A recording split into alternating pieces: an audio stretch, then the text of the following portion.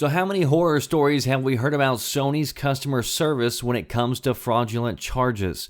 You hear about it almost as often as you hear about PlayStation Network going down, which, by the way, went down today for a lot of folks.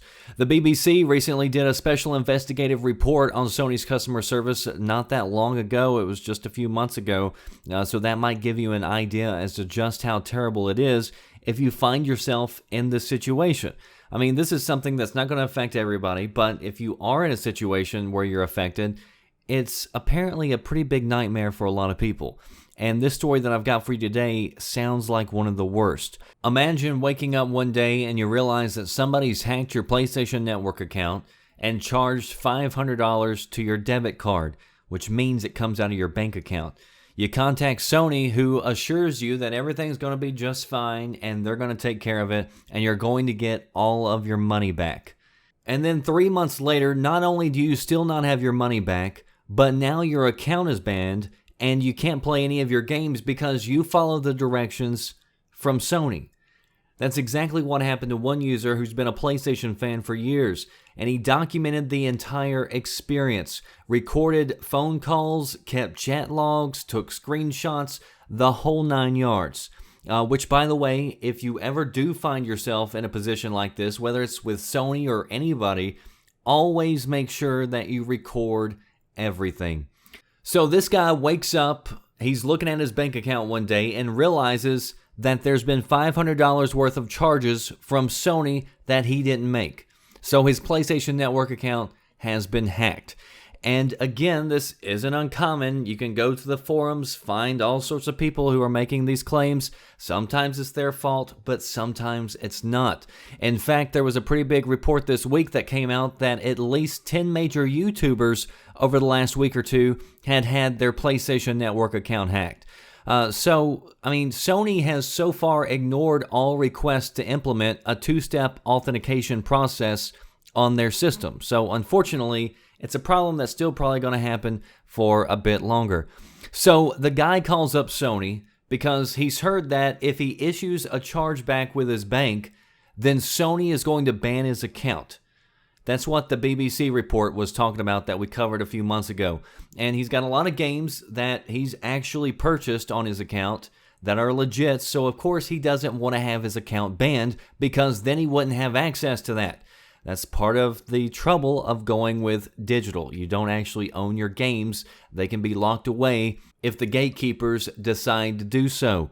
So he tries to reach out to talk to Sony directly. So bypassing all the trouble that he talks about getting a hold of Sony, being hung up on, we're going to jump right to the main points of the story.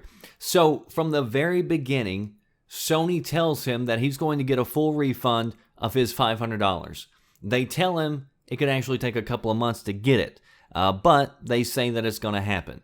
Now, a few days pass, and the guy notices that Sony does indeed issue a refund to his bank for $230, which is a good start. It's not the full $500, but it's a good start. But as time passes, he notices that no more refunds have been issued, so he contacts support again. And then after a lengthy recap, the tech tells him the reason the other charges haven't been refunded was because the hacker set up a sub-account and had charged it to that account. So the Sony rep suggests that the guy request a ban on this sub-account, so then they could issue the refund. So the guy follows Sony's suggestions and tells the guy to go ahead and ban that account because they can't remove it, they can only ban it. And again, this is what the Sony rep had suggested. So he waits a few more weeks, still nothing, so he calls up Sony support again, asking why he still hasn't been refunded.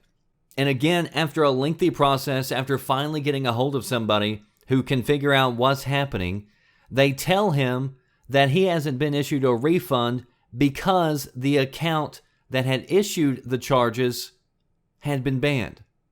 So the guys tell him to ban the account, and then they tell him, well, we can't issue a refund now to that account because it's been banned. So it's like Sony's playing the perfect moneymaker here, telling somebody to follow orders so that way that they don't have to issue any money back. The Sony rep then suggests that he contact his bank and issue a chargeback. And he's assured that his primary account isn't going to be banned if he does this, even though he's read about other accounts being banned by going down this road. So the guy follows the directions from Sony, goes to his bank, files a chargeback.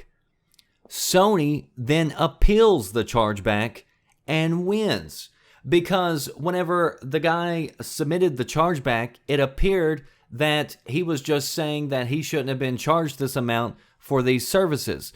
Sony says, look, this guy was charged this amount and we provided services for that amount, even though the services provided were entirely fraudulent and weren't made by the cardholder. At the same time, Sony bans his primary account. So now he's locked out of everything. He's still short close to $300. This guy lives in the Northeast US, and the IP address that Sony provided in their appeal shows that the charges came out of Aruba. So again, he goes back to Sony, who suggests going through and filing another claim with his bank.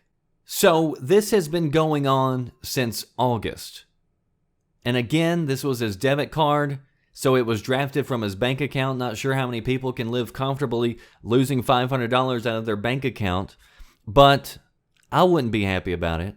Now, this post blew up on the front page of Gaming Reddit. It's been picked up with over 6,000 upvotes. A lot of news sites picked it up. It wasn't until all this was made public that Sony finally started moving their feet again. So now Sony has reached out to him again and let him know that a full refund is going to be coming again, because they've told him this since the beginning.